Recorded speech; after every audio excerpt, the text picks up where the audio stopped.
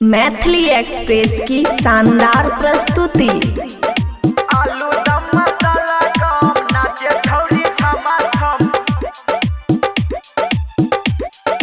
आलू दम मसाला कम नाचे छौरी छमा छम। नाचे छौरी छमा छम। खुशी रिकॉर्डिंग स्टूडियो बलुआहा। पातर कमर तोहर जबल हचकई छ, देखी के मूड हमर अब भी गरई छ, कंट्रोल नहीं है छौ। हाँ पातर कमर तोहर जबल हचकई छ, देखी के मूड हमर अब भी गरई छ। चढ़ल जवानी तोहर कर छोगे बम बम, चढ़ल जवानी तोहर कर छोगे बम बम। आलू दम मसाला कम नाचे छौरी छमा छम। आलू दम मसाला कम नाचे छौरी छमा छम। बसंती रुक भी नहीं।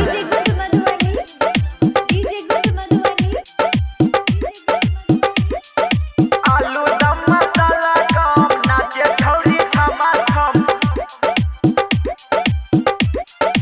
आलू दम मसाला कम नाचे छौरी छमा छम। खुशी रिकॉर्डिंग स्टूडियो बलुआहा। मन ललचाने छौरी ठेहू न गिर के, चिखा दे तनिक सुआद पनीर के। चिखबही न गे हे गई मन ललचाने छौरी ठेहू न गिर के, चिखा दे तनिक सुआद पनीर के। फोटा बातू से दे कमर धकेला पालम, फोटा बातू से दे कमर धकेला पालम। आलू दम मसाला कम नाचे छौरी छमा छम।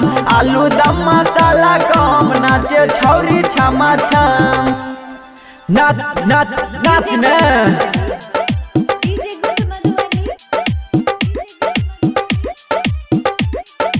आलू दम मसाला कम नाचे छौरी छमा छम। आलू दम मसाला कम नाचे छौरी छमा छम।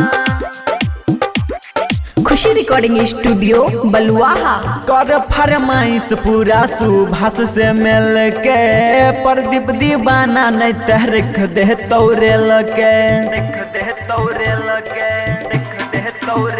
हे गई कर फरमाइश पूरा सुभाष से मिल के, अमन अक्की ने तहरख दे तौरे लगे। कर ने ना गोरी अब तू शरम रम, कर ने ना गोरी अब तू शरम रम। आलू दम मसाला कम नाचे छौरी छमा छम। आलू दम मसाला कम नाचे छौरिया छमा छम। कनी सटो का नाच ने गे। खुशी रिकॉर्डिंग स्टूडियो बलुआहा।